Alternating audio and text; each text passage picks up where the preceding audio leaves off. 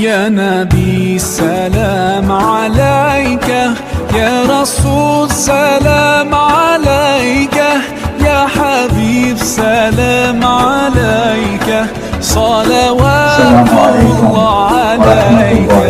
وبركاته. حمدا لمن خلق الإنسان وعلمه البيان، والصلاة والسلام على رسول الله وعلى آله حزب الله وأصحابه جند الله، وبعد. فقد قال الله تعالى في القرآن العظيم والفرقان المجيد: أعوذ بالله من الشيطان الرجيم. آخر الآية. சங்கைக்குரிய உலமாக்களே, நிகழ்ச்சியினுடைய தலைவர் அவர்களே, முன்னிலை வகிக்கக்கூடிய பெருமக்களே, வருகை வந்திருக்கக்கூடிய சகோதர சகோதரிகளே, எல்லாம் வல்ல அல்லாஹுவின் பேரருளும் நபிகள் நாயகம் ஸல்லல்லாஹு அலைஹி வஸல்லம் அவர்களது நல்லாசியும் நம் அத்தனை பேர் மீதும் நிலவுமாக. அல்லாஹ்வும் அவரது ரசூலும் எந்தெந்த காரியங்களை எடுத்து நடக்க வேண்டும் என்று நமக்கு கட்டளையிட்டுள்ளார்களோ அவை அனைத்தையும் எடுத்து நடக்கவும், எவைகளை தவிர்த்து நடக்க வேண்டும் என்று உத்தரவு பிறப்பித்துள்ளார்களோ அவை அனைத்தையும் தவிர்த்து நடக்கவும் ஆரம்பமாக எனக்கும் உங்களுக்கும் நான் வசியத்தை செய்து கொள்கிறேன். அல்லாஹ் தௌஃபீக் செய்வானாக. ஆமீன். சங்கைக்குரிய பெருமக்களே, ராமநாதபுரம் நகர் வட்டார ஜமாத் உலமா சபையில் சார்பாக நடத்தப்படும் நம் இறையவேந்தர் காத்தமுர் ரசூல் முஹம்மது ரசூலுல்லாஹி ஸல்லல்லாஹு அலைஹி வஸல்லம் அவர்களின் 1500ஆம் ஆண்டு மீலாதுன் நபி பெருவிழாவும் சங்கை மிகுந்த மூத்த ஆலயங்களை கௌரவிக்கும் விழாவாகவும் நடைபெறக்கூடிய இந்த நிகழ்வில் நானும் கலந்து கொண்டு சிறிது நேரம் உரை நிகழ்த்துவதற்கான வாய்ப்பினை வழங்கிய வல்லவனாம் அல்லாஹ்விற்கு நெஞ்சம் நிறைந்த நன்றிகளை காணிக்கையாக்கி என்னுடைய வார்த்தைகளை தொடக்கம் செய்கிறேன். அல்ஹம்துலில்லாஹ் வ ஷுக்ருலில்லாஹ். கணியத்திற்குரிய பெருமக்களே,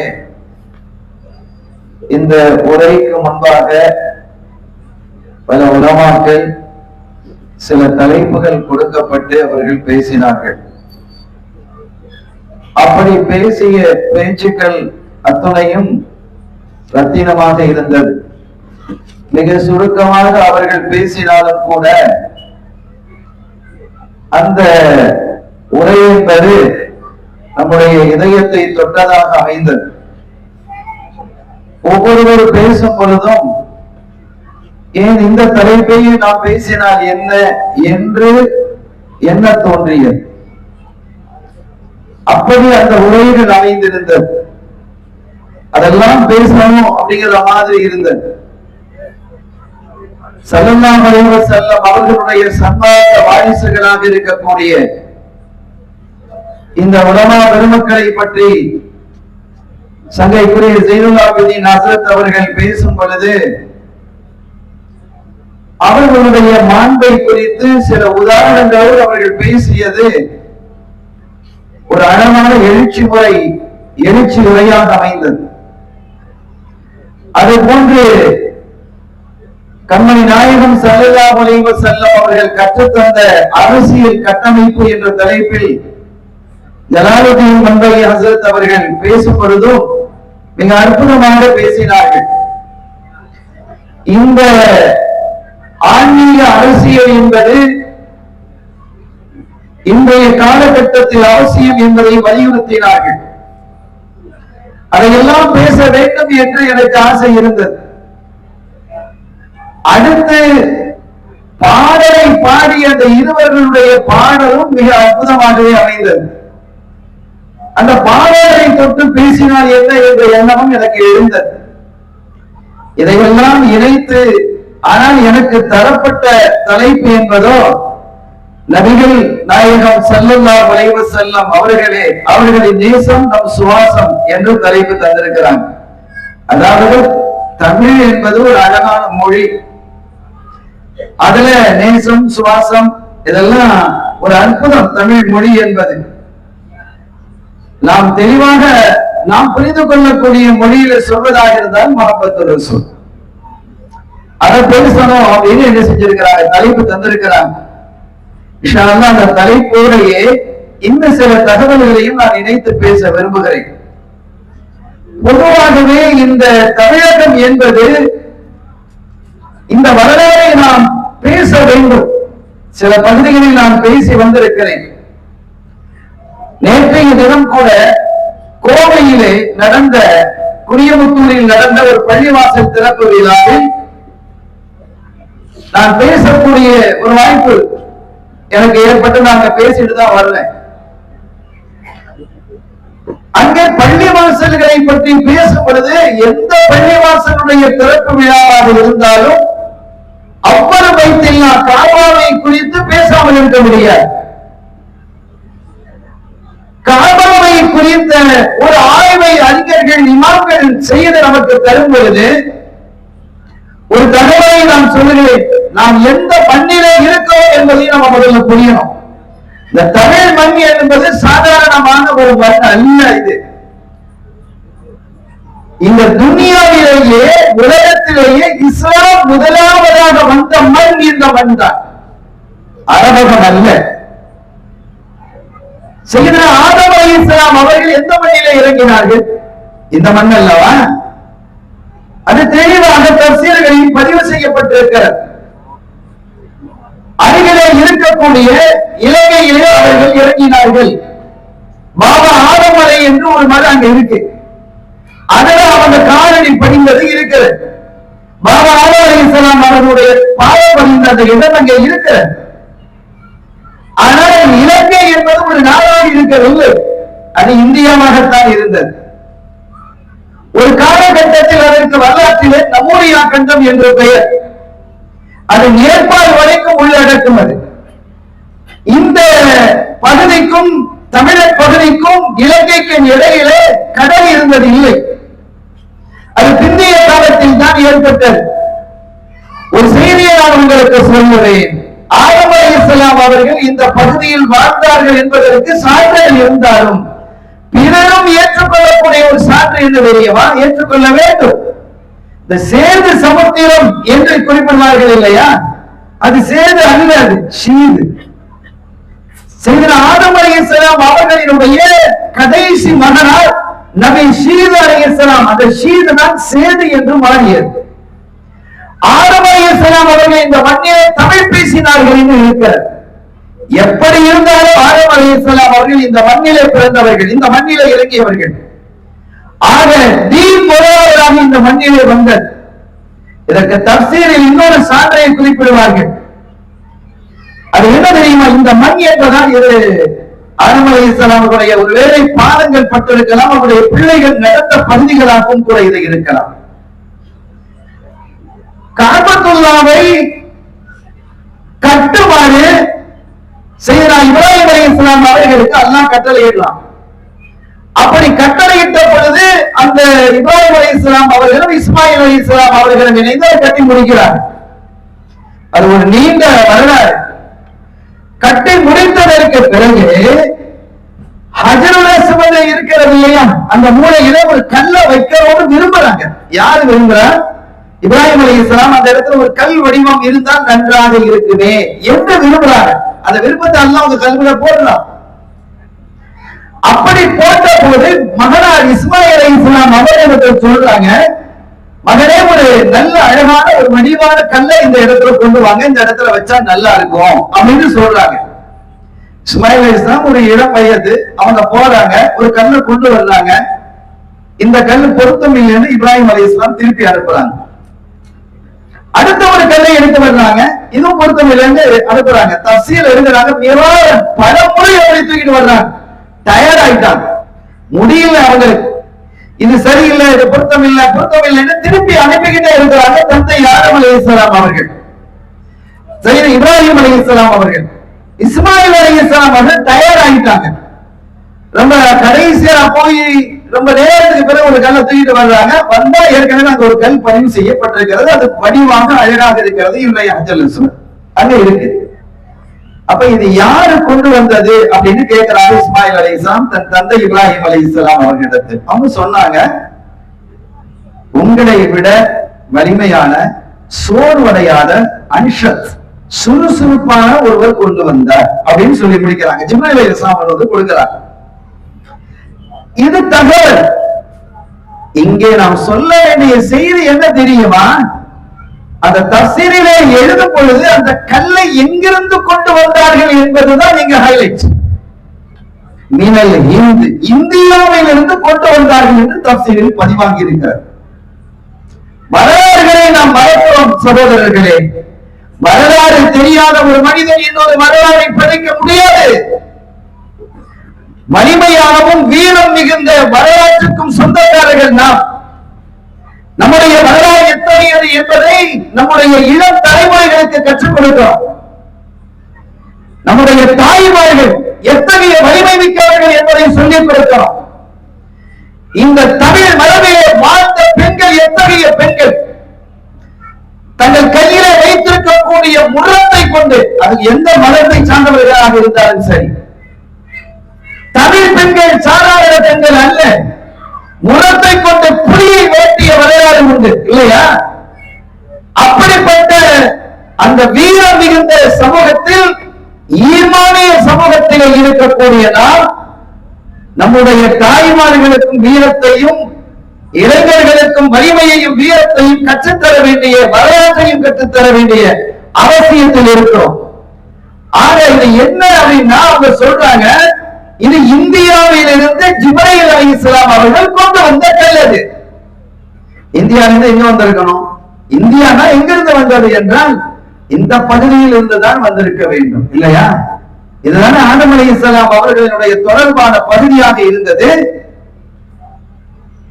அதை குறித்து அறிஞர்கள் எழுதும் பொழுது ஆதம் அலைஹிஸ்ஸலாம் அவர்கள் பூமிக்கு இறக்கப்படக்கூடிய சமயத்தில் சுவனத்தில் இருந்து சில பொருள்களை கொண்டு வந்தார்கள்.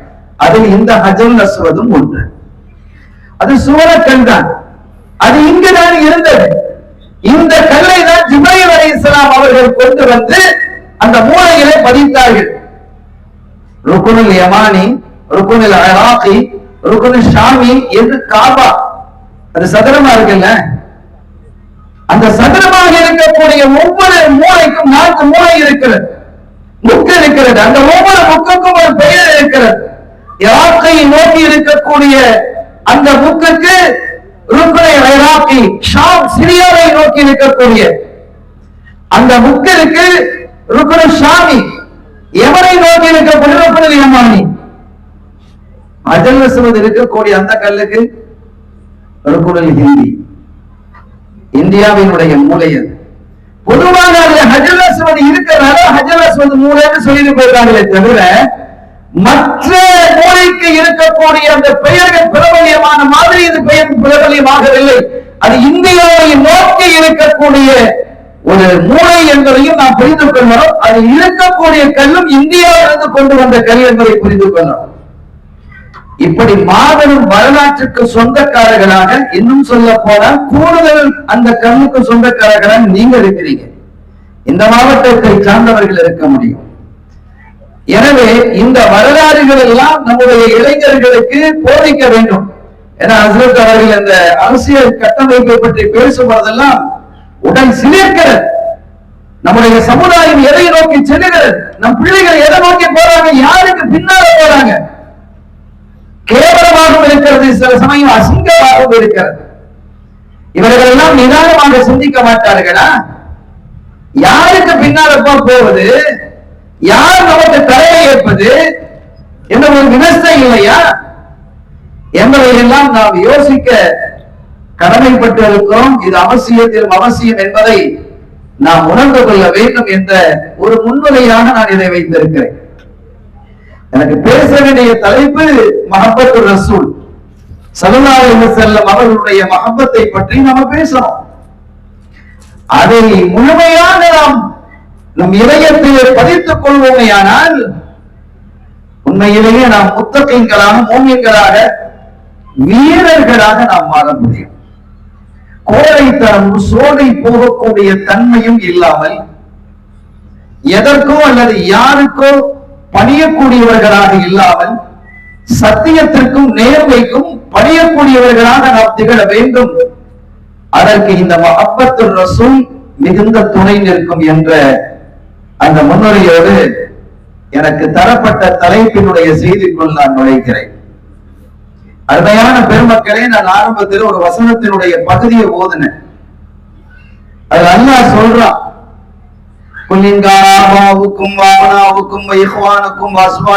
அது நீங்க சொல்லிட்டு வரலாம். உங்களுடைய பெற்றோர், உங்களுடைய நீங்கள் பெற்ற பிள்ளைகள், உங்களுடைய சகோதரர்கள், உங்களுடைய கணவன், உங்களுடைய மனைவி, உங்களுடைய குடும்பம், நீங்கள் சம்பாதித்திருக்கக்கூடியவைகள் நஷ்டம் ஏற்பட்டு விடுமோ என்று பயந்து பயந்து நீங்கள் செய்கிறீர்கள் அந்த வியாபாரம், நீங்கள் விரும்பக்கூடிய உங்களுடைய இல்லங்கள், இவைகளெல்லாம் விட அல்லாஹ்வும் ரசூலும் உங்களுக்கு பிரியமானவனா இருக்கும். இது அடிப்படை. அல்லாஹ்வும் ரசூல் அதோட முடிக்கல. அல்லாஹ்வுக்காக வேண்டி போராடுவது, போராட்ட குணம் உங்களுக்கு இருக்க வேண்டும். அப்படி இருந்தால்தான் நீங்கள் உண்மை மோமின்கள் என்ற ஒரு உத்தரவாதத்தை அல்லாஹ் தருகிறார். மூன்று விஷயத்தை முன்வைக்கிறார். போராட்ட குணம், சத்தியத்திற்காக, நீதிக்காக, நேர்மைக்காக ஒதுங்காமல் நின்று போராட வேண்டும் என்ற அந்த குணத்தை, இந்த மூன்றும் இருக்க வேண்டும். இல்லைன்னா நீங்க அல்லாஹ்வுடைய வேதனையை பயந்துக்கங்க. அல்லாஹ் கண்ணியத்திற்குரிய பெருமக்களே, இந்த சஹாபிகள் எப்படி இருந்தாங்க அப்படிங்கறத நம்ம சொல்லி காட்டுறதா இருந்தா 10 வரைக்குமே பேசலாம். அவ்வளவு தகவல்கள் அவங்களுடைய வாழ்க்கையில என்ன ஆச்சரியமான செய்திகள், என்ன ஆச்சரியமான நடவடிக்கைகள். ஒவ்வொரு தலைப்பிலையும் இந்த தந்தை உங்களுடைய பெற்றோரை விட நான் சொல்றேன்ல, அதுல ஒரு செய்தியை நாம பாருங்க. ஒரு கட்டத்தில் ஸல்லல்லாஹு அலைஹி வஸல்லம் அவர்கள் மதீனா ஷரீஃப்ல வந்ததுக்கு பிறகு, ஹிஜ்ரத் வந்ததற்கு பிறகு, அவர்கள் தங்களுடைய சில தோழர்களோடு வெளியில வந்தாங்க. மதீனாவுடைய வெளிப்புறத்திற்கு வந்துட்டு எந்த பக்கமா போகணும் அப்படிங்கிறது ஒரு பாதைகள், ஓரிரு பாதைகள் பிரிந்து செல்கிறது. எந்த பாதை வழியாக செல்வது என்று யோசிச்சுட்டு இருக்கிறார். பக்கத்துல ஒரு வீடு இருக்கு. அதுல ஒரு இளைஞர் அல்லது சிறுவர் என்று சொல்லலாம். சிறுவர் என்ற அந்த பருவத்தை கடந்த இளைஞர், அந்த இளமை பருவத்தினுடைய துவக்கம் ஒரு 15-16 வயது என்று வைத்துக் கொள்ளலாம். டீனேஜ் ஒரு இளைஞர் இருக்கிறார். ஸல்லல்லாஹு அலைஹி வஸல்லம் அவர்கள் மதீனா ஷரீஃபுக்குள்ள எந்த பாதையில் போக வேண்டும் என்று அவங்க திகைச்சு நிற்கிறாங்க அப்படிங்கிறத பார்த்துட்டு ஸல்லல்லாஹு அலைஹி வஸல்லம் அவர்களுக்கு சொல்வதற்காக இந்த பாதை தான் சரியான பாதை நாயகமே என்று சொல்வதற்கு அந்த இளைஞர் வெளியில வர்றார். அவனுடைய சாட்சா அங்க இருக்கிறார். நீ எங்க போற அப்படின்னு கேட்கிறான். நீ எங்கப்பா போற? இல்ல ரசூலுல்லாஹ் வந்திருக்கிறாங்க, அவங்களுக்கு பாதையை வழியை காட்டி கொடுக்கிறதுக்கு நான் வந்திருக்கிறேன். போக வேண்டிய அவசியம் இல்லை, நீ போக கூடாது. அவர் இஸ்லாத்திற்கு கடும் எதிரியவர். ஸல்லல்லாஹு அலைஹி வஸல்லம் அவர்களை மூர்க்கமாக எதிர்க்கக்கூடியவராக அவருடைய சாட்சா இருந்தார். சாட்சா என்பது தந்தையினுடைய அந்தஸ்தில் உள்ளவர் இல்லையா? சாட்சா ஒரு பெரிய வா, அவருடைய அத்தாவோட கலந்தவர் அவர். அரபில அம்மாங்க. இப்ப இந்த நிலையில நீ போகக்கூடாது. இதுல பெரிய விசேஷம் என்ன தெரியுமா? அந்த இளைஞருக்கு தந்தை இறந்துட்டார், அவன் நோய்தான். இப்ப எல்லாமே கவனிக்கிறது இவனுக்கு உணவா, உறைவிடமா, உடையா, எல்லாமே இவதான் கொடுக்கிற சாட்சாக கொடுத்துட்டு அவருடைய அரவணைப்பில், அவருடைய பாதுகாப்பில், அவருடைய வருமானத்தில் வாழக்கூடிய இளைஞர் ஒருவர். இப்ப அவர் சொல்றாரு நீ போகக்கூடாதுன்னு சொன்னா எந்த இளைஞர் போவான்? போனா சாப்பாடு கிடைக்காது, தங்கறதுக்கு இடம் இல்லை, ட்ரெஸ் இல்லை, வெளியில போட்டுருவேன். நான் போவேங்கிறார் அந்த இளைஞர். நான் போவேன் என்கிறார், போகக்கூடாது என்கிற. 2 பேருக்கு வெளியில மாற்றுவார். அப்படி என்னுடைய சொல்லை நீ மீறி போவதாக இருந்தால் ஒரேடியா படுத்திட்டு வராத, வீட்டுல ஒரு இடம் இல்லை, முடிஞ்சு போச்சா? எவ்வளவு தெளிவா சொல்ற. அப்படி ஒரு நிலை ஏற்பட்டால் நம்முடைய எதிர்காலம் சூரியமாக அல்லவா இருக்கும், இருளாக இருக்கும். எந்த பகுதியிலே போவது என்ற ஒரு திக்கு தெரியாத காட்டிலே விடப்பட்டவரோடு இருக்குமா இல்லையா? ஆனா கவலையே படல. அவங்க போட்டு இந்த ட்ரெஸ்ஸையும் கலத்திட்டு கிழிஞ்சு போன ரெண்டு பிஜார், ரெண்டு பழைய துணியை கட்டிக்கிட்டு என்ன செஞ்சாங்க, நேரம் வந்து ஸல்லல்லாஹு அலைஹி வஸல்லம் அவர்களுக்கு வழிகாட்டாங்க. அதோட வீடு விட வெளியில வந்ததுதான். தன்னுடைய பெற்றோரை விட ரசூலை நீங்கள் நேசிக்க வேண்டும் என்று அல்லாஹ் சொல்வதற்கு ஒரு உதாரணம் இது, ஒரு உதாரணம் இது. இப்படி எண்ணற்ற உதாரணங்களை நாம் சொல்ல முடியும். ஸல்லல்லாஹு அலைஹி வஸல்லம் அவர்களுக்கு வழிகாட்டுவதற்கு அந்த பாதை இல்லைன்னா யாராவது வந்து சொல்லிட்டு போவாங்க இருக்கலாமா இல்லையா? இல்லை, ஸல்லல்லாஹு அலைஹி வஸல்லம் அவர்களுக்கான பாதையை நான் தேர்ந்தெடுத்துக் கொடுப்பேன், இந்த பாதையை காட்டுவேன், அதற்காக நான் எதை இழந்தாலும் பரவாயில்லை என்று முன்னுக்கு வந்தார். அதற்கு பிறகு ஸல்லல்லாஹு அலைஹி வஸல்லம் அரவணைப்பிலேயே அவர் வாழ்ந்தார். இப்னு மஸ்ஊத் ரலியல்லாஹு தஆலா அவங்க சொல்றாங்க, தபூக் யுத்தத்திற்கு நான் போயிருந்தோம். தபூக் ரசூல் ஸல்லல்லாஹு அலைஹி வஸல்லம் மதீனா ஷரீஃபை விட்டு வெளியேறிய பகுதியில ரொம்ப தூரமான பகுதினா தபூக் தான். அந்த தபூக்கில இருக்கக்கூடிய காலகட்டத்தில் ஒரு நாள் இரவு எனக்கு தூக்கம் வரல, விழுந்துகிட்டே இருந்தேன். ஏதோ ஒரு மனசுல உருட்டல் பிரட்டல். என்னுடைய கூடாரத்திலிருந்து நான் வெளியில வரணும் போல ஒரு உந்துதல். நான் வெளியில வந்தேன். வெளியே பார்க்கிற தூரத்துல ஒரு வெளிச்சம், சின்னதாக ஒரு வெளிச்சம் தெரிகிறது. அது எந்த வெளிச்சம் என்று எல்லாம் கூடாரம் எல்லாம் தூங்கிட்டு இருக்கிறாங்க. சில பேர் கூடாரத்துல தொழுதுகிட்டு இருக்கலாம். நான் வெளியே வந்தேன், தூரத்தில் வெளிச்சம் தெரிகிறது. கிட்ட நான் நெருங்கி பார்த்தால் ஒரு கபரு தோண்டப்பட்டிருக்கிறது. அந்த கபருக்குள்ளே நான் நிற்கிறான். கபருக்கு வெளியே ஒரு ஜனாசா வைக்கப்பட்டிருக்கிறது. அங்க ரெண்டு பேர் நிற்கிறாங்க. கிட்ட போய் பார்க்கிறேன், ஒரு ஜனாசா இருக்கிறது. ரெண்டு பேர் நிற்கிறாங்க. அவங்க யாரும் இல்லை, சையதுனா அபூபக்கர் சித்திக், சையதுனா உமர் ரலியல்லாஹு தஆலா அன்ஹு. அவங்க ரெண்டு பேரும் நிற்கிறாங்க. கபருக்குள்ளே நிற்பது யார் என்று நான் பார்த்தேன். நம் இதயம் என்ற காத்தமுர் ரசூல் முஹம்மது ரசூலுல்லாஹி ஸல்லல்லாஹு அலைஹி வஸல்லம் நிற்கிறாங்க. இந்த ஜனாசாவை இவங்க தூக்கி கொடுக்கிறாங்க. இந்த ரெண்டு பேரும் தூக்கி கொடுக்க கண்மணி ஸல்லல்லாஹு அலைஹி வஸல்லம் தன்னுடைய திருக்கரத்தால், முபாரக்கான கரத்தால் அந்த ஜனாசாவை வாங்கி கபருக்குள்ளே வைத்து விட்டு அல்லாஹும்ம இன்னி அம்சைது ராதியன் ஃபர்த அன்ஹு இப்படி ஒரு துஆ செய்றாங்க. யா ரப்பி, நான் இவரை பொருந்திக் கொண்டேன், நீயும் பொருந்திக் கொள்வாயாக. சப்ஜெக்ட் எவ்வளவு உயர்வு! இந்த பொருத்தம் என்பதை நம்ம புரிஞ்சுக்கிட்டாதான் அது என்னங்கிறது விளங்கும். நிறைய பேருக்கு அது புரியாம தான் ஒண்ணு விளக்கம் ஒண்ணு பேசிட்டு இருக்கிறான். ரலியல்லாஹு அன்ஹுங்கிறான் அல்லாஹ், சஹாபிகளை நான் புரிஞ்சுக்கிட்டேங்கிறான்.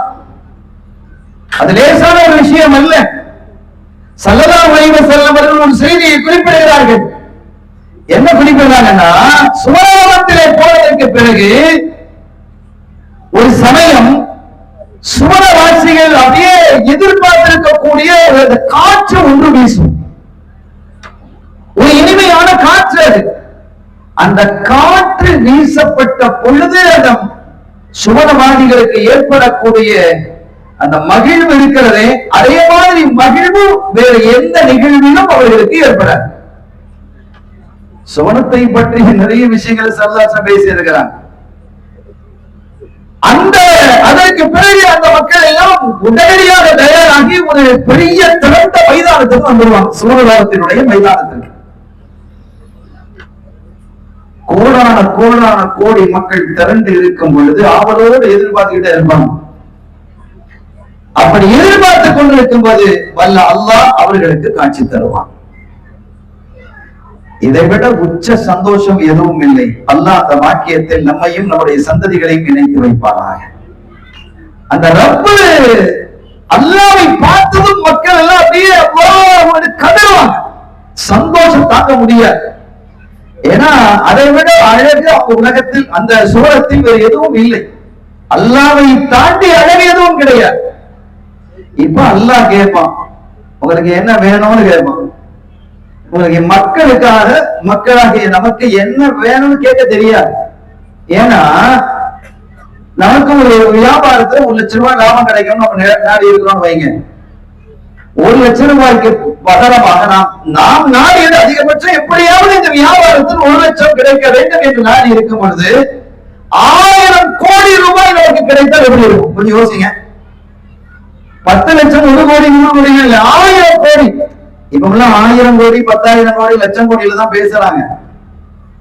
உங்களுக்கு புரியும்? அப்படித்தான் அரசியலும் இருக்கு. உனக்கு நீ அதை தந்துடுற, நீ இதவா, நீ இதை தந்துடுற, அதவா. அப்படி 1000 கோடி தந்தால் எப்படி இருக்குமோ அதையும் தாண்டிய மகிழ்வில அவங்க இருக்கிறாங்க. எதுவுமே கேட்க தெரியாத நிலையில் என்ன வேணும் நல்லா கேட்கிறான். கடைசியாக அவர்கள் கேட்பது, இறைவா உன் பொருத்தத்தை கேட்கிறோம் என்கிறார். நான் உங்களை பொருந்தியதால் தான் இந்த இடத்தில் உட்கார வைத்தேன் என்கிறார். அந்த பொருத்தம் இந்த புவியில் வாழும் காலத்திலேயே பெற்றவர்கள் சஹாபிகள். இந்த சஹாபிகளை இத்தகைய பாக்கியம் பெற்றவர்கள் குறை சொல்றோம், எப்படி ஒரு உண்மை மோமினாக இருக்க முடியும்? யோசிங்க. அதான் தான் அதை பேசுவாங்க, அதுக்கே உள்ள ஆளு. அருமையானவர்களே, ஆக அந்த மாதிரி ஒரு சிறப்பு இப்ப ரசூல் ஸல்லல்லாஹு அலைஹி ஸ்பெஷலா பிரத்யேகமாக இந்த ஜனாதாவுக்கு கொடுக்கிறாங்க. அல்லாஹ்வை நீ ஆம்சைத்துவா நீயன் ஃபுர்கான், நான் பொருந்தி கொண்டு நீ பொருந்தி கொண்டு கேட்கிறாங்கன்னா, இப்னு மஸ்ஊத் சொல்றாங்க ரலியல்லாஹு தஆலா அன்ஹு, அந்த ஜனாசாவாக நான் இருந்திருக்க வேண்டுமே என்று ஆசைப்பட்டேன்கிறான். அது அவங்களுக்கு தான் அதெல்லாம் புரியும். நான் இருந்திருக்க வேண்டுமே. அந்த ஜனாசா யார் தெரியுமா? இந்த ஆள் தான், இந்த இளைஞர் தான். துல் பிஜாத்தை கண்மணி ஸல்லல்லாஹு அலைஹி வஸல்லம் அவர்களுக்கு ஒரு பாதையை காட்டி தந்ததற்கு ரசூல் கொடுத்த பாக்கியம் எத்தகையது என்பதை நீங்க புரிஞ்சுக்கணும். உலகத்தில் வாழும் அத்துணை வாழ்ந்த சஹாபிகள் அத்துணை ரசூலுல்லாஹ்க்கு ஏதாவது செஞ்சிருந்தா அதற்கு பன்மடங்கு அதிகம் செஞ்சிருவாங்க ஸல்லல்லாஹு அலைஹி வஸல்லம். அந்த நிகழ்வு தான் அது. அவர் தன்னுடைய பெற்றோர் என்று பார்க்கல, தன்னுடைய சாட்சா என்று பார்க்கல, எனக்கு ரசூல் வேணும். அதனால் கிடைத்த பாக்கியம் அல்லாஹ்வினுடைய பொருத்தமும் அல்லாஹ்வின் திருத்தூதருடைய பொருத்தமும் அங்கே கிடைக்கிறது. அபனாவுக்கும் உங்களினுடைய பிள்ளைகளை விட அல்லாஹ் ரசூலை நீங்க நேசிக்கலாம். அல்லாஹ் சொல்றான், அபனாவுக்கும் உமர் ரலியல்லாஹு தஆலா அவர்களுடைய ஆட்சி காலம். அந்த ஆட்சி காலத்திலே படை வீரர்களுக்கு என்று, ராணுவ வீரர்களுக்கு என்று எவ்வளவு பணம் என்று நிர்ணயிக்கப்பட்டது. குதிரை வீரர்களுக்கு எவ்வளவு, காலாட்படை வீரர்களுக்கு எவ்வளவு, ஆரம்பத்திலேயே இஸ்லாத்திற்கு வந்தவங்களுக்கு எவ்வளவு, அது தனி ஒரு சிறப்பு இல்லையா? அல்லாஹ் அது ஸ்பெஷலா குறிப்பிடலாம். ஆரம்பத்திலேயே இஸ்லாமியத்தை ஏற்றுக்கொண்டவர்களுக்கு என்று தனி ஒரு சிறப்பு இருக்கிறது. அப்படி இருக்கும்போது அதற்கு தகுந்தவாறு உமர் ரலியல்லாஹு தஆலா அவர்கள் அற்புதமான வகை செய்து யார் யாருக்கு எவ்வளவு ஹதியாக்கள் அப்படிங்கிறது நிர்ணயிச்சிருக்கிறாங்க. இப்ப அப்படி நிர்ணயிக்கப்பட்ட பொழுது உமர் ரலியல்லாஹு தஆலா அவர்களுடைய மகனார் அப்துல்லாஹ் இப்னு உமர் ரலியல்லாஹு தஆலா ரொம்ப பெரிய அறிவாளி. இப்னு உமர் ரலியல்லாஹு தஆலா மிகப்பெரிய அறிவாளி. தன்னுடைய தந்தைக்கே பல தடவை பல முறை ஆலோசனை சொல்லியிருக்கார். அவருடைய அறிவாளியாக தெரிந்தவர்கள், பிரத்யேகமாக ஸல்லல்லாஹு அலைஹி வஸல்லம் அவர்களுடைய துஆவுக்கு ஆளானவர்கள். அத்தனை இப்னு உமர் ரலியல்லாஹு தஆலா அவங்க வர்றாங்க, ஜனாதிபதி வர்றாங்க. ஜனாதிபதி யாரு? அவங்க அத்தானா உமர் ரலியல்லாஹு தஆலா. அமீர் மோமினின் ஒரு கோரிக்கை என்ன? நானும் உசாமா ரலியல்லாஹு தஆலா அவங்களும் கிட்டத்தட்ட ஒரே வயசு. ஆமா, ஆனா அவங்களும் நானும் படையில ஒரே பிரிவில இருக்கிறோம். ஆமா, ஆனா எனக்கு 3000 திரகம், அவங்களுக்கு 3500 திரகம் வச்சிருக்கிறீங்களே, இது எந்த விதத்துல நியாயம் அப்படின்னா? இது எந்த விதத்தில் நியாயம்? நாங்க 2 பேரும் ஒரே கேட்டகரியில இருக்கிறோம், ஒரே ஸ்டேஜ்ல இருக்கும் போது 2 பேருக்கும் ஒரே சம்பளம் விடுறதா இல்லையா? அப்ப அவங்களுக்கு 3500, எனக்கு 3000 என்று ஒரு 500 திரகம் குறைக்கப்பட்டிருக்கிறதுடைய காரணம் என்னன்னு கேட்கிறாங்க. அப்படி கேட்கப்படிதான் நமக்கு சத்தியம் என்னங்கிறது, உண்மை என்னங்கிறது வெளிப்படுது. அவங்க சொன்னாங்க, அது உண்மைதான், அது உண்மைதான், நீ கேட்கறது நியாயம்தான். நீங்க 2 பேரும் ஒரே அந்தஸ்துல தான் இருக்கிறீங்க ராணுவ வீரர்கள் அடிப்படையில. ஆனா உன்னை நேசித்ததை விட ரசூல் ஸல்லல்லாஹு அலைஹி வஸல்லம் உஸாமாவை அதிகம் நேசித்தார்கள். மஹப்பத் அங்க இருந்தது கூடுதல். அளவீடு எங்கு வருகிறது என்பதை நீங்க பார்க்கலாம். உன்னை நேசித்ததை விட ஸல்லல்லாஹு அலைஹி வஸல்லம் உஸாமாவை அதிகம் நேசித்தார்களா இல்லையா? ஆமா. உன் தந்தையை நேசித்ததை விட உஸாமாவினுடைய தந்தையை ரசூல் அதிகம் நேசிச்சாங்களா இல்லையா? அந்தஸ்துல ரொம்ப உயர்வான உமர் ரலியல்லாஹு அன்ஹு, அதுல கருத்து வேறுபாடு இல்லை.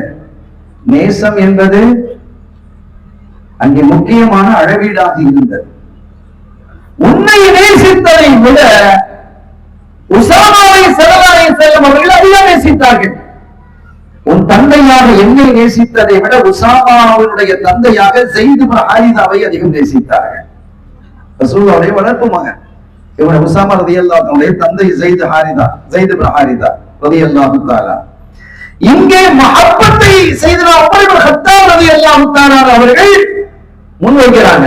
அந்த மஹப்பத்தை ரசூல் இது அளவீடாக அவங்க பார்த்தாங்க. ஒரு கட்டத்துல ஸல்லல்லாஹு அலைஹி வஸல்லம் வெளியில ஒரு போறாங்க, ஒரு படைக்காக போறாங்க, யுத்தத்துக்காக போறாங்க. ஒரு இடத்துல தங்கி இருக்கிறாங்க. கூடாரத்தில் தங்கி இருக்கும் போது லுஹருடைய நேரம் வந்தது. அந்த நேரத்துல ஒரு தூதுக்குழு வருகிறது. ஸல்லல்லாஹு அலைஹி வஸல்லம் அவர்களோட உட்கார்ந்து பேசுறாங்க. நம்ம நேரம் போகுது, தொழுகை அவ்வளவு வக்துல தொழணும்னு ரசூல் சொல்லி இருக்கிறாங்க. தொழுகைக்காக ஒரு கூடாரம் ஏற்பாடு பண்ணப்பட்டிருக்கும். எல்லாமே சிஸ்டமேட்டிக்கா இருக்கும். ஸல்லல்லாஹு அலைஹி வஸல்லம் அவர்கள் படை திரட்டி செல்கிறார்கள் என்று சொன்னால் எல்லாமே சிஸ்டமேட்டிக். உணவுக்காக ஒரு கூடாரம் இருக்கும், உணவை சமைக்க யார் என்பது இருக்கும். எல்லாமே எந்த டிலேயும் இருக்காது. எல்லாமே முறைப்படுத்தப்பட்டு இருக்கும். எல்லாமே ஒரு சீராக ஒழுங்காக இருக்கும். நீங்க அற்புதம், நீங்க அதெல்லாம் படிச்சு பாத்தீங்கன்னா ஆச்சரியமாக இருக்கும். இன்றைக்கு ராணுவர்கள் அணிவகுக்கிறார்கள் என்றால் அந்த அணிவகுத்தலுக்கு அடிப்படையாக வந்து ஸல்லல்லாஹு அலைஹி வஸல்லம் அவங்கதான் ஆரம்பத்துல முன்னணி, பின்னணி, இடையணி, நடு அணி என்று பிரித்து வைத்தவர்கள் ஸல்லல்லாஹு அலைஹி வஸல்லம் அவர்கள். அப்ப அந்த போயிருக்கும் போது ரசூலுல்லாஹ்வை சந்திக்கிறதுக்கு வந்தாங்க. அவங்களோட உட்கார்ந்து ஸல்லல்லாஹு அலைஹி வஸல்லம் பேசிக்கிட்டு இருக்கிறாங்க. அப்படி பேசிக்கிட்டு இருக்கும் போது நேரம் ஆயிடுச்சு. மற்ற சஹாபிகள் எல்லாம் பள்ளிவாசல்ல உட்கார்ந்து பள்ளிவாசலுக்காக ஒதுக்கப்பட்ட கூடாரத்துல இருக்கிறாங்க. ஸல்லல்லாஹு அலைஹி வஸல்லம் வந்துருவாங்க பார்த்து நேரம் போய்கிட்டே இருக்கு. அப்போ அவங்க சொன்னாங்க, நீங்க யாரும் சொல்லா நேரம் ஆயிடுச்சு, வாங்க போய் கூப்பிட முடியுமா? ரசூலுல்லாஹ் கூப்பிட கூடாது. அப்படி போய் வாங்க தொழுகைக்கு வாங்க ரசூலுல்லாஹ் வைக்க முடியாது. எனவே சஹாபிகள் என்ன செஞ்சாங்கன்னா, சித்திக் நாயகத்தை பத்தி நீங்க தொழ வைங்களேன், பரவாயில்ல நீங்க தொழ வைங்களேன், ஸல்லல்லாஹு அலைஹி வஸல்லம் ஏன் டிஸ்டர்ப் பண்ணுவோம், வேணாம் அவங்க முடிச்சுட்டு வரட்டும், நீங்க தொழ வச்சுங்க என்றதும் சித்திக் ரலியல்லாஹு தஆலா தொழ வைக்கிறார்.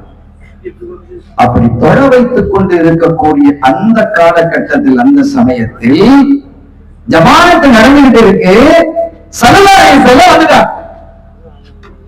வந்த சஹாபிகள் என்ன செஞ்சாங்க தெரியுமா? கை தட்ட ஆரம்பிச்சாங்க. கை தட்டுறாங்க. அப்படி கை தட்டினால் லா யத்தஃபித அபூபக்கர் ஃபி ஸலா ரலியல்லாஹு தஆலா ஹதீஸ்கள்ல வருது.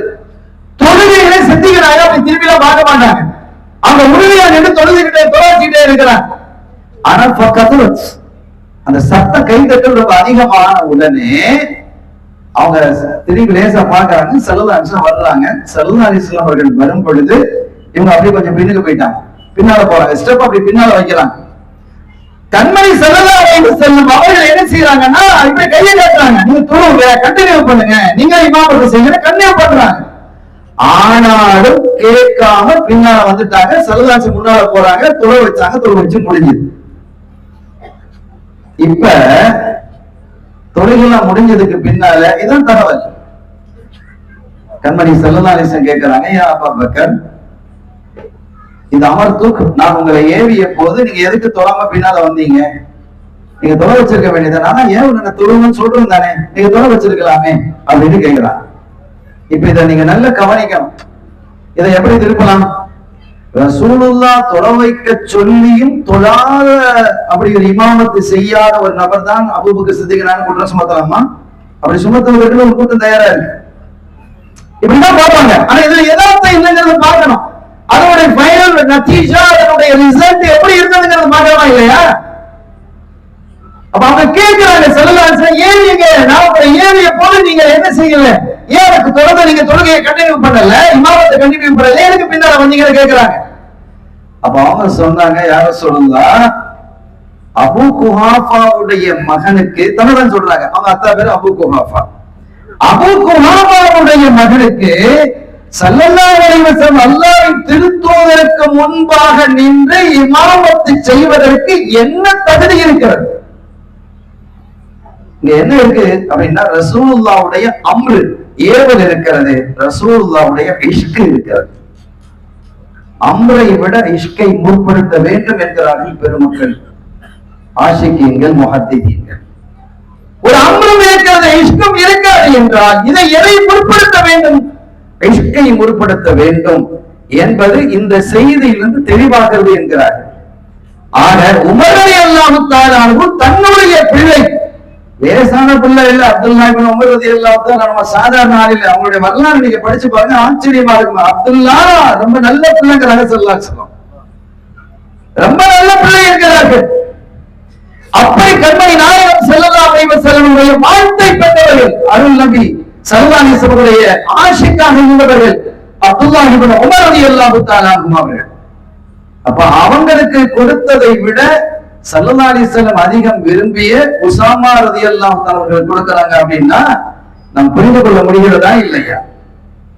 அஸ்வாஜிக்கும், உங்களுடைய கணவரை விட உங்களுடைய மனைவியை விட அல்லாஹ்வின் ரசூலை நீங்க என்ன செய்யணும்? நேசிக்கிறவங்களா? இந்த இடத்துல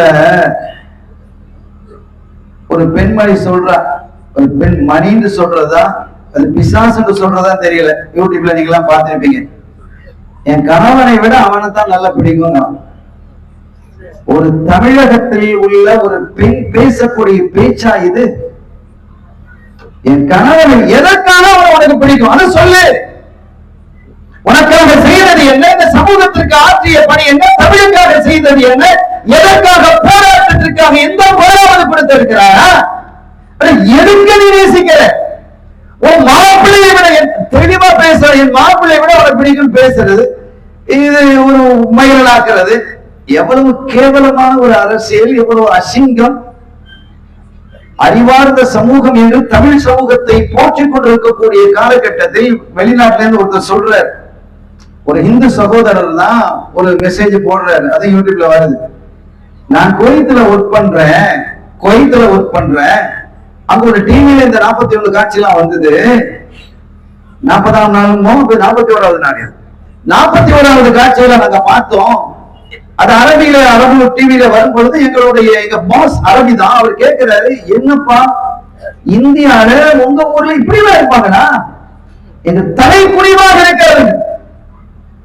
அங்க பிரான்ஸ்ல இருந்து, ஜெர்மன்ல இருந்து அங்க இருக்கக்கூடிய தமிழ் மக்கள் எல்லாம் என்ன செய்றாங்க? அந்த செய்தியை போடுறாங்க. இவர்களுக்கு கூஞ்சா தூக்கக்கூடிய வீரர்களையும் பார்க்கிற ஆச்சரியம் இல்லையா? நீங்க யாரு? இந்த நாட்டுக்காக உள்ளவர்களா? இந்த மண்ணுக்காக உள்ளவர்களா? ஆனால் இங்கே உனக்கும் உன்னுடைய கணவனுக்கும் உன்னுடைய மனைவிக்கும் உன்னுடைய பிள்ளைக்கும் உன்னுடைய தந்தைக்கும் சுவனத்தை தர வந்தவர்கள் சுந்தர நபி முஹம்மது ரசூலுல்லாஹி ஸல்லல்லாஹு அலைஹி வஸல்லம். நீ வாழ வேண்டிய ஒவ்வொரு வழியையும் கற்றுத் தந்தவர்கள், நீ அனுபவிக்க வேண்டிய ஆகிரத்தினுடைய சுவனத்தை எப்படி அடைய வேண்டும் என்ற வழியை காட்டி தந்தவர்கள், இந்த சமூகத்தினுடைய விடியல் எதிரே இருக்கிறது என்பதை சுட்டிக்காட்டியவர்கள், போதித்தவர்கள். அப்படிலாம் இருக்கணும். அப்படி இருந்தா சொல்லலாம், ஸல்லல்லாஹு அலைஹி வஸல்லம் அவர்களை நீங்க நேசிக்கணும்பா. அவங்க இல்லைன்னா யாரும் இல்லைன்னு. இதுல உம்மி மக்தூம் ரலியல்லாஹு தஆலா, இப்னு உம்மி மக்தூம் ரலியல்லாஹு தஆலா கண் தெரியாத ஒரு சஹாபி. சில பொழுது அவங்க மதீனாக இருந்திருக்கிறாங்க. ஸல்லல்லாஹு அலைஹி வஸல்லம் அவர்கள் மதீனா ஷரீஃபை விட்டு வெளியேறக்கூடிய நேரத்தில், வெளியே போகக்கூடிய காலகட்டத்தில் சில பொழுது இமாமாகவும் மஸ்ஜித் நபவியில இருந்திருக்கிறாங்க. யாரே இப்னு உம்மி மக்தூம் ரலியல்லாஹு தஆலா. ஆனா அவங்க மனைவி இருக்கிறாங்களே, ரொம்ப மோசமான ஒரு பொண்ணு. எப்ப பார்த்தாலும் நிறைவேற வரும் பொழுதெல்லாம் ஸல்லல்லாஹு அலைஹி வஸல்லம் அவர்களை ஏசிக்கொண்டே இருப்பான். அவரின் மூலமாக, அந்த பெண்ணின் மூலமாக 2 அழகான குழந்தைகளும் அப்துல்லா இப்னு உம்மி மக்தூம் கொண்டு ரலியல்லாஹு தஆலா, அழகான குழந்தைகள். அதில் முத்துக்களை போட்டு 2 பிள்ளைகளும் இருந்தது. அந்த பெண்ணின் வழியாக கிடைச்சது. அவங்களுக்கு பார்வை இல்லை. ஆனா எப்ப பார்த்தாலும் ரசூல் ஸல்லல்லாஹு அலைஹி வஸல்லம் அவர்களை ஏதாவது குறைச்சு பேசிக்கிட்டே இருக்கிறது. ஒரு கட்டத்துல பொறுக்க முடியாம இப்னு உம்மி மக்தூம் இன்னைக்கு ரசூல் தானே சொல்லி பார்த்துட்டேன், திருத்தி பார்த்துட்டேன், அவ திருந்துற மாதிரி இல்ல. இன்னைக்கு ஏதாவது அவ பேசினா வச்சு நசிக்கிற வேண்டியதான ஒரு கோடாரியத்துக்கு சொல்லிட்டு வர்றாங்க. வரும்போதே கோடாரி ஹதீதுகள்ல தெளிவாக இருக்கிறார். கோடாரி சொல்லிட்டு வர்றாங்க. அந்த வீடு அவர்களுக்கு பழக்கமானது தானே. அந்த ஏரியா எப்படி இருக்கும் அப்படிங்கிறத அவங்க பழகிட்டாங்க. வருடங்களாக இருந்து பழக்கப்பட்ட இடம் அது. அன்றைய தினமும் எல்லா இரவும் சாப்பிட்டு படுக்க முடியக்கூடிய அந்த வேலையில இதே கதையை திருப்பி ஆரம்பிச்சான். வாய மூடிடு அப்படின்னு சொல்றாங்க. என்ன வாய மூடுறது அப்படின்னு திமிர்த்தனமாக ஸல்லல்லாஹு அலைஹி வஸல்லம் அவர்களை பேசினதும் அந்த கட்டாரிய முருகி நேரம் அவருடைய வயிற்றுல சொல்லிட்டான். சொல்றது மாத்திரம் இல்லை சகோதரர்கள், அவன் தப்பிடக்கூடாதுங்கிறதுக்காக அந்த பிடிக்கு மேல அவங்க படுத்துட்டாங்க, அழிஞ்சிருக்கிறதுக்காக. காலையில அந்த செய்தி வருகிறது, இந்த பெண்ணை யாரோ கொலை செஞ்சுட்டாங்க. இவங்க செஞ்சாங்க தெரியல. ஸல்லல்லாஹு அலைஹி வஸல்லம் அவர்கள் விசாரிக்கிறாங்க அந்த பெண்ணை கொலை செய்தது யார் என்று. இப்னு உம்மி மக்தூம் சொன்னாங்க, யாரும் சொல்ல யாரும் கொலை செய்யல, நான் தான் அவளை கொன்னதே நான் தான். ஏன்னா அவன் உங்களை இப்படி எல்லாம் பேசிட்டு இருக்கா, என்னால பொறுக்க முடியல, நான் சொல்லி சொல்லி பார்த்தா முடியல, நான் கொன்னுட்டேன் என்று சொன்ன போது ஸல்லல்லாஹு அலைஹி வஸல்லம் சொன்னாங்க, இன்ன தமஹா ஹதர், அந்த இரத்தத்திற்காக அந்த கொலைக்காக பழி வாங்க கூடாது என்றார்கள் முஹம்மது ரசூலுல்லாஹி ஸல்லல்லாஹு அலைஹி வஸல்லம் அவர்கள். இதற்கான நீங்க விரிவுரை உண்டு. என்ன சொல்ல வருகிறோம்? உங்களுடைய கணவனை விட உங்களுடைய மனைவியை விட ரசூலை நீங்கள் தேர்வு செய்யலாம். அப்படி ஒரு பண்பாடு நமக்கு வர வேண்டும் சகோதரர்களே. சஹாபிகளுடைய அந்த வாழ்க்கையை நீங்க பாத்தீங்கன்னா ரொம்ப ஆச்சரியமாக இருக்கும். ஒரு தகவலை பாருங்க, இந்த செய்தி நிறைய இருக்கு. சுவர்க்க லோகத்திலிருந்து கடைசியாக வெளிவரக்கூடிய ஒரு மனிதன் அப்துல்லாஹ் இப்னு மஸ்ஊத் ரலியல்லாஹு அன்ஹு இந்த ஹதீஸை அறிவிக்கிறான். கடைசியாக வெளிவந்தவன் அவன் நினைக்கிறான், அவனுக்கு அதுக்கு முன்னால எத்தனை பேர் வெளியில வந்ததெல்லாம் ஒண்ணும் தெரியாது. அவர் தான் நம்ம முதலாவது வெளியில வந்திருக்க நினைச்சுக்கிறார். நினைச்சு ஒரு பெரிய சந்தோஷம். நரகத்தை விட்டு வெளியில இருந்து வந்தா எப்படி இருக்கும்?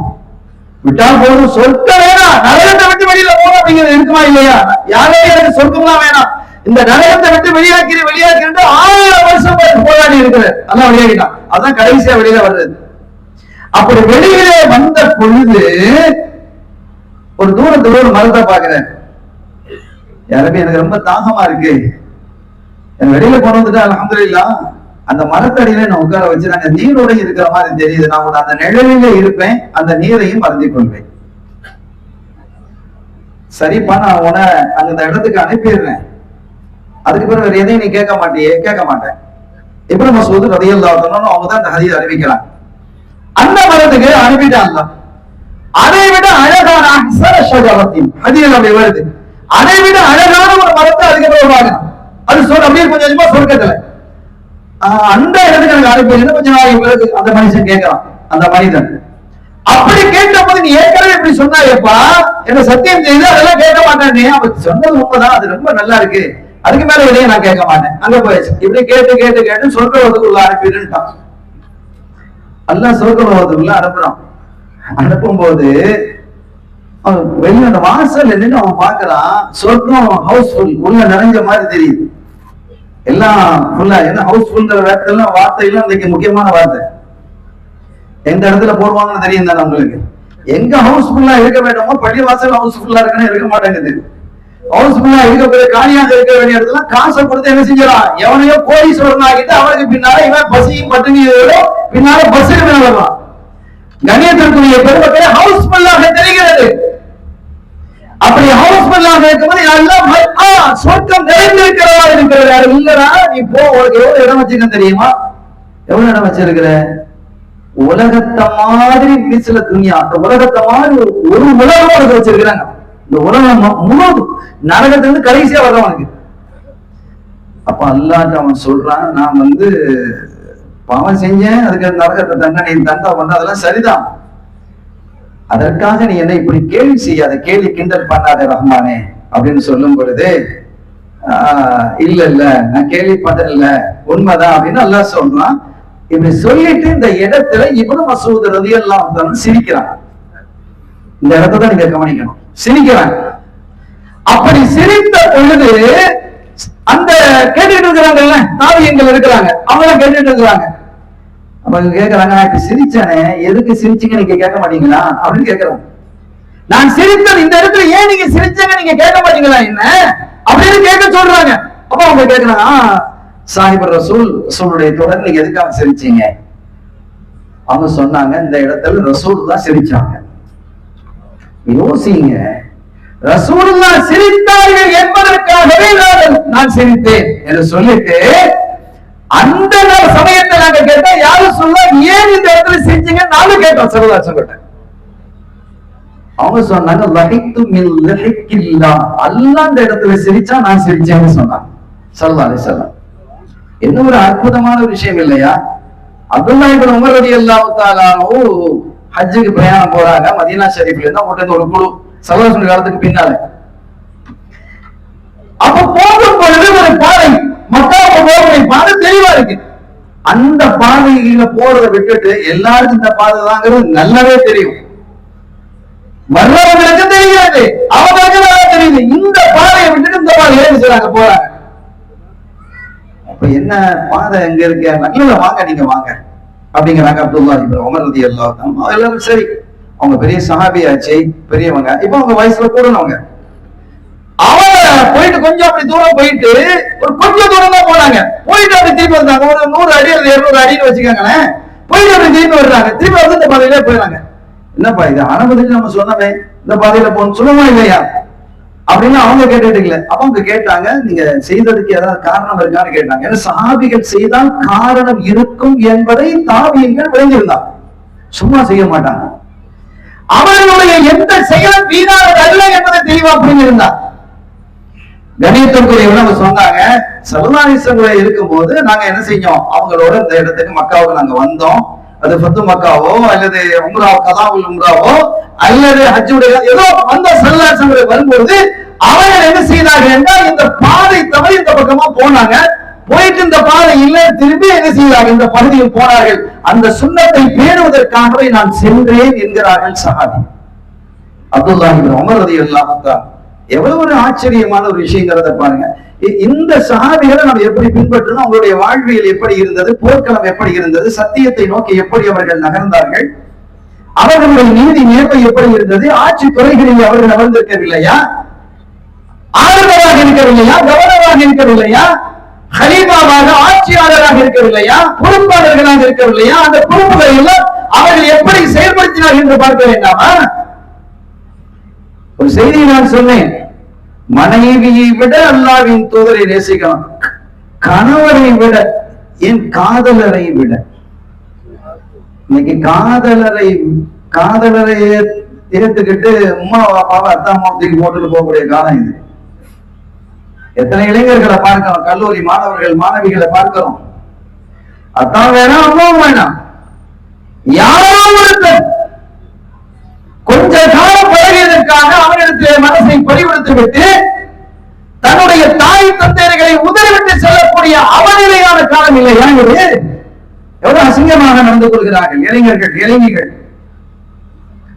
எவ்வளவு காலத்துக்கு நீங்க இருக்க போறீங்க? இதற்கு பின்னால் எல்லாம் நிறைய வரலாற்று செய்திகள், குறிப்புகள், படிப்பினைகள், எச்சரிக்கைகள் நிறைய இருக்கிறது. ஆனா தந்த தலைப்பாடு என்பதால் நான் நிறைய நிறுத்திக் கொண்டு இந்த செய்திக்கு வர்றேன். உமர் ரலியல்லாஹு தஆலாவுடைய ஆட்சி காலம் பாரசீகத்துல யுத்தம் நடந்துட்டு இருக்குது. பல படை பிரிவுகள் போயிட்டு இருக்கு. ஒரு மலைப்பகுதி, அந்த மலைப்பகுதிக்கு மேல ஒரு கோட்டை இருக்குது. அந்த கோட்டையை ஆட்சி செய்யக்கூடியது ஒரு பெண், ஒரு இளம்பெண், அது ஒரு இளவரசி. அவர் ஆட்சி செய்து கொண்டிருக்கிறார். அந்த கோட்டையை பிடிக்கிறதுக்காக வேண்டி சஹாபிகள் போறாங்க. அதுக்கு தலைமை யாரு, தளபதி யாரு கேட்டா அப்துல்லாஹ் இப்னு உமர். உமர் ரலியல்லாஹு அன்ஹு கலீஃபாவுடைய மகனா தான் இருக்கிறாங்க. ஆனா அந்த மலைக்கு மேல இருக்கக்கூடிய கோட்டையை பிடிக்க முடியல, உடைச்சிட்டு போக முடியல. அவ்வளவு வலுவான கோட்டை அது. அப்படியே உட்கார்ந்து இருக்கிறாங்க. அந்த உப்பரிக்கை இந்த கோட்டைக்கு மேலே அப்படி நின்று பாக்குறதுக்கு அரசி வந்து அப்படி பாக்குறதுக்குள்ளான இடங்கள், அமைச்சர்கள் அப்படி வந்து பார்க்கக்கூடிய இடங்கள் அதை வச்சிருப்பாங்க. அந்த ஜன்னல் மாதிரி வச்சிருப்பாங்க. இவங்க பாக்குறது வெளியில உள்ளவங்களுக்கு தெரியாது. நம்ம வீட்டு ஜன்னல் இருந்து பார்த்தா வெளியில உள்ளவங்களை பார்க்கலாம், அந்த வெளியில உள்ளவங்களை பார்க்க முடியாது இல்லையா? அதை மாதிரி அமைச்சிருக்கிறாங்க. அது எல்லா கோட்டைகளையும் இருக்கும். அப்ப ஒரு முறை அப்படியே அந்த இளவரசி அந்த வரும்போது அந்த படைகளை பார்க்கிறான். அங்கே உற்று பார்க்கும்போது ஒரு இளைஞன், அழகான ஒரு அரபு இளைஞன், அவ்வளவு அழகு. அந்த இளைஞரின் மீது இளைஞர்களுடைய பார்வை படுகிறது. அங்கேயே சொக்கேரிக்கிறான், கூட தோழிமார்கள் இருக்கிறாங்க, சேவிகைகள் இருக்கிறாங்க. அவங்க கேட்கறாங்க, இளவரசி இப்படி நிக்கிறீங்களே என்ன அப்படின்னு. அவங்க பாத்துக்கிட்டாங்க, புரிஞ்சுக்கிட்டாங்க. இல்ல அந்த இளைஞன் யாருங்கிறத விசாரிக்கணும். விசாரிக்கலாம் இளவரசி, உங்களுடைய தகுதிக்கு. அவர் ஒரு படையில உள்ள சாதாரண வீரர், ஒரு தளபதி கூட இல்ல, துணை தளபதியும் இல்ல. அவர் ஒரு வீரங்கிறது பார்த்தாலே நமக்கு தெரியுது.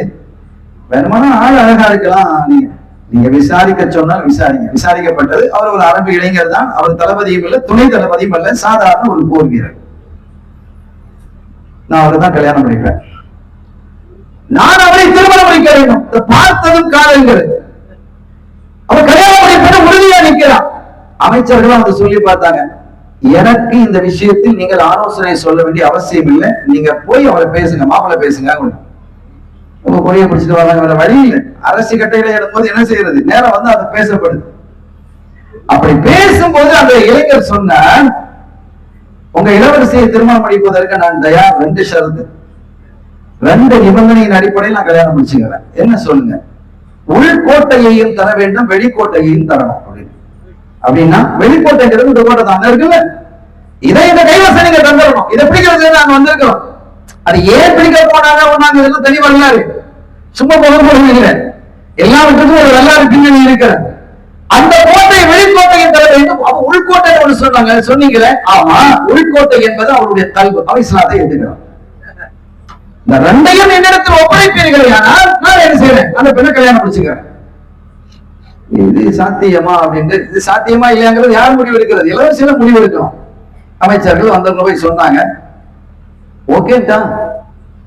பாருங்க, ஒரு காதலுக்காக, பார்த்ததும் காதலுக்காக தன்னுடைய மதத்தையும் விட்டு கொடுத்தால் தன்னுடைய நாட்டையும் விட்டு கொடுக்கிறார். நேரா வந்துட்டான் அந்த பெண்ணு வந்து நேரா அவனுடைய சந்தித்து சொல்றா, நான் இஸ்லாத்தை ஏத்துக்கிறேன். இப்ப நேரவே வந்துட்டான் படைபலத்தோடு, அந்த பாதுகாப்பாளரோட இளைஞரை வந்து சந்திக்கிறார்.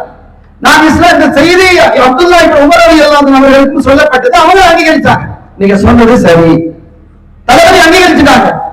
இப்ப அவங்க கேட்கிற, அந்த பெண்ணு கேட்கிறா, நான் இஸ்லாத்தை ஏத்துக்கிறேன், உங்களை விட இந்த சபையில, இந்த படையில பெரியவர் யார் இருக்கிறார்?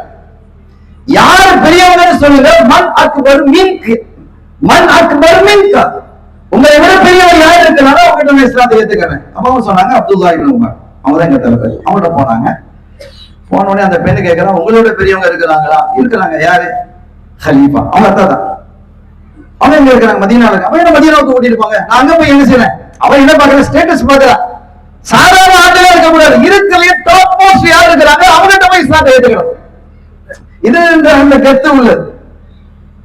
அருமையான பெருமக்களே, மதீனாவுக்கு வர்றா உமர் ரலியல்லாஹு அன்ஹு. இப்ப இருக்கிறதுலயே பெரிய போஸ்ட்ல இருக்குது அவங்க தான், ஜனாதிபதி. வந்து கேட்டு விஷயத்தெல்லாம் சொல்லிட்டு அவங்கள்ட்டையும் அந்த பெண்ணு கேட்கிறா, உங்களை விட அக்பர் மின்க யாராவது இருக்கிறாங்களான்னு கேட்ட போது, நீங்க நல்ல கவனிங்க, நாம் ஆமா என்னை விட பெரியவங்க இருக்கிறாங்க. ஹாதா முஹம்மதுர் ரசூலுல்லாஹ் ஸல்லல்லாஹு அலைஹி வஸல்லம் ரவுலா ஷரீஃபை காட்டுறாங்க. அருமையான பெருமக்களே, எவ்வளவு ஆச்சரியமான விஷயங்களை யோசிச்சு பாருங்க. ஸல்லல்லாஹு அலைஹி வஸல்லம் அவருடைய ரவுலா ஷரீஃபை காட்டி இவர்கள் தான் மிகப்பெரியவர்களுக்கு மேல யாரும் கிடையாது. இந்த பெண் என்ன செஞ்சாங்க, இந்த ஹதீஸ்ல வருது, நீங்க பாருங்க. நேரா போனா போய் ஃபலம்மா அதத் ரவுலத்தன் நபி ஸல்லல்லாஹு அலைஹி வஸல்லம் சல்லமத் வஜலஸத் பிஅதபி. ரவுலாவுக்கு வந்து முன்னால, ரவுலா ஷரீஃப் முன்னால வந்து உட்கார்ந்துட்டு, அரபேல உட்கார்ந்துட்டு அந்த பெண் இப்ப என்ன செய்றா, அஷ்ஹது அல்லா இலாஹ இல்லல்லாஹ் வ அஷ்ஹது அன்ன முஹம்மது ரசூலுல்லாஹ் கலிமா சொல்றா.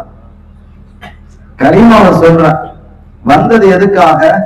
நீங்க பாருங்க, அந்த ரவுலாவை பார்த்தது அவருடைய கல்வெல்லாம் மாற ஆரம்பிச்சிச்சு. அவ சொல்றா, خرجت من الظلمات الى النور يا رسول الله. நாயகனே, நான் இருளில் இருந்து வெளிச்சத்துக்கு வந்து விட்டேன். وانا اخشى يا رسول الله ان يدنس ايماني المعاصي. என்னுடைய ஈமான், இப்ப நான் ஏற்றுக்கொண்டிருக்கிற ஈமான், நான் ஏற்கனவே பாவியா இருந்தேன், ஷிர்க்ல இருந்தேன். இப்ப மீண்டும் பாவங்கள் என்னுடைய ஈமானை அசுத்தப்படுத்தி விடக் கூடாது, அசுத்தப்படுத்தி விடுமோ என்று நான் பயப்படுறேன். இப்ப நீங்க இஸ்அல்க இலைய இஸ்அல்க பில் ஹக், யா ரசூலல்லாஹ் அர்ஸலக பில் ஹக் அர்ஸலக இலைனா பில் ஹக், யார் உங்களை எங்களின் பால் ரசூலாக அனுப்பினானோ ஃபஸ்அல் ரப்பக, அந்த ரப்பிடத்துல நீங்க எனக்காக வேண்டி ஒரு துஆ செய்யணும். என்ன செய்யணும்னா ஐயக்பித ரூஹி கபல அன் அஸியஹு, நான் அவருக்கு மாறு பாவம் செய்வதற்கு முன்பாக என்னுடைய ரூஹ் கைப்பற்றப்பட வேண்டும் என்று நீங்க என்ன செய்யுங்க, எனக்காக துஆ செய்யுங்க நாயகமே என்று அந்த பெண் தன்னுடைய நெற்றியை கண்மணி ஸல்லல்லாஹு அலைஹி வஸல்லம் அவருடைய ரவுதாவினுடைய அத்தபத்தில் அப்படியே வச்சுட்டார். கொஞ்ச நேரம் இருக்கும், சஹாபிகள் பின்னால் நிக்கிறாங்க, உமர் ரலியல்லாஹு அன்ஹு நிக்கிறாங்க. என்னப்பா ரொம்ப நேரம் ஆகுது, என்னன்னு பாரு என்று பார்த்தால் ஃபஃபாபத் ரூஹா, அவருடைய ரூஹ் பிரிந்து போய்விட்டார். நாம் என்ன சொல்ல வருகிறோம் என்றால், அந்த இஸ்லாமியத்தை ஏற்று ரசூலுடைய சபைக்கு வந்த போது அவர் என்ன பார்த்தாரோ நமக்கு தெரியாது, அவர் என்ன கண்டாரோ தெரியாது. அந்த ஸல்லல்லாஹு அலைஹி வஸல்லமுடைய ரவுலாவை பார்த்த போது அவருடைய கல்வியில் இருந்த நிலைகள் எல்லாம் மாறி போனது. இந்த பரிசுத்தத்தோடைய அல்லாஹ்வை போய் சேர வேண்டும் என்று விரும்புறாங்க. அந்த யாரை காதலிச்சாவோ அந்த சப்ஜெக்டே வரல, கண்டுகிடவே இல்லவா. சஹாபிகள் எப்படி இருந்திருக்கிறாங்க, உங்களுடைய கணவரை விட உங்களுடைய மனைவியை விட நீங்கள் ஸல்லல்லாஹு அலைஹி வஸல்லம் அவர்களை அதிகம் நேசிக்க வேண்டும் என்கிறார் ரப்புல் ஆலமீன் அல்லாஹ் ஜல்ல ஷானஹு வ தஆலா. கண்ணியத்திற்குரிய பெருமக்களே, இங்க என்னுடைய நேரம் எனக்கு நிறைவுறுகிறது. மொத்தத்தில் இந்த குல் இன்கான ஆபாவுக்கும் அபுனாவுக்கும் என்ற ஆயத்திற்கு முஃபஸ்ஸிரீன்கள் தந்த வரலாற்று குறிப்புகளும் செய்திகளும் மிகப்பெரிய செய்திகள். அது ஒரு பெரிய கிரந்தமாகவே விரியும். ஆபாவுக்கும் என்று எடுத்துக்கொண்டால் பல நூறு செய்திகளை கொண்டு வருகிறார். அபுனாவுக்கும் உங்களுடைய பிள்ளைகள் என்றால் 100 செய்திகளை கொண்டு வருகிறார்கள். அந்த அளவிற்கு ரசூல் என்பதே எங்களுடைய நோக்கம், கிபிலாவாக அவர்கள் பார்த்தார்கள். அதற்கு மேல் எதுவும் இல்லாமல் தான் அவர்களுடைய இதயங்கள் இருந்தது. ரசூலை தாண்டி சிந்திக்க கூடியவர்களாக சஹாபிகள் இல்லை என்பதால் அவர்களுடைய வாழ்க்கையினுடைய எல்லா பகுதியும் பரிசுத்தமாகவும் தூய்மையாகவும் நேர்மையானதாகவும் இருந்தது என்பதை நாம் உணர முடிகிறது. அந்த மஹப்பத்து ரசூல் நம் இதயத்தில் வந்துவிடுமேயானால் எந்த ஒன்றுக்கும் நாம் பணியக்கூடியவர்களாக, எந்த அசத்தியத்திற்கும் பணியக்கூடியவர்களாக நாம் இருக்க மாட்டோம். சத்திய வழியிலே ஓங்கி நிற்போம், அரசியலிலும் வெற்றி பெறுவோம், ஆட்சியிலும் வெற்றி பெறுவோம். அப்படி அமையக்கூடிய காலம் வெகு தூரத்தில் இல்லை என்ற அந்த முனைப்பான எண்ணத்தோடு நம்முடைய எட்டுக்களை முன்வைப்போம். எதிர்வரக்கூடிய எந்த தேர்தலாக இருந்தாலும் இந்த நாட்டிற்கு துரோகம் செய்யக்கூடிய எவரையும் நாம் வீழ்த்தக்கூடிய வல்லமை மிக்க வீரர்களாக நாம் மாற வேண்டும். நம்முடைய கண்ணியத்திற்குரிய ஆலிம் அவர்கள் சொன்னது போன்று இந்த தேர்தலுக்கான முன்னெடுப்புகளை ஒன்றிய அரசு எப்படியெல்லாம் சதித்திட்டங்களை செய்து கொண்டிருக்கிறது என்பதை புரிந்து கொண்டு ஒரு விஷயத்தில் கூட நாம் சோடையாக போகாமல் கவனத்திலே இருந்து நம்முடைய அடுத்த சந்ததிகளை சரியான வழிக்கு கொண்டு வர வேண்டிய ஒரு பொறுப்புணர்வோடு நம்முடைய செயல்பாடுகள் இருக்க வேண்டும் என கூறிக்கொண்டு எல்லாம் வல்ல ரப்பல் ஆலமீன் அல்லாஹ் ஜல்ல ஷானஹு வ தஆலா இந்த மஜ்லிஸை கபூல் செய்வானாக. ஈருலக சௌபாக்கியங்களை தந்தருள் பாலிப்பானாக. இந்த நாட்டிலே செம்மையான, அழகான, சிறப்பான, எல்லா மக்களையும் ஒன்றிணைக்கக்கூடிய, சமமாக பார்க்கக்கூடிய, ஜாதி மத வேறுபாடு இல்லாத மனித நேய மிக்க ஆட்சியை வல்ல அல்லாஹ் ஒன்றியத்திலே தந்தருள் பாலிப்பானாக. நம்முடைய நாட்டு தேட்டங்களை நிறைவேற்றுவானாக. நம் ரூஹு பிரியும் பொழுது லா இலாஹ இல்லல்லாஹ் முஹம்மது ரசூலுல்லாஹ் என்ற கலிமாவோடு கலிமாவை நாம் மொழிய கண்மணி நாயகத்தை காணும் நிகழ்வோடு நம்முடைய ரூஹு பிரிவதற்கு வல்ல அல்லாஹ் அருள் பாலிப்பானாக. பிஹக்கி ஹபீபிஹி ஸல்லல்லாஹு அலைஹி வஸல்லம். எல்லாம் வல்ல அல்லாஹ்வின் அருளையும் ஸல்லல்லாஹு அலைஹி வஸல்லம் ஷஃபாத்தை பெறுவோமாக. வாய்ப்பளித்தமைக்கு நன்றி. வாஹிரு தஅவானா அல்ஹம்துலில்லாஹி ரப்பில் ஆலமீன். வஸ்ஸலாமு அலைக்கும் வரஹ்மத்துல்லாஹி வபரகாத்துஹு.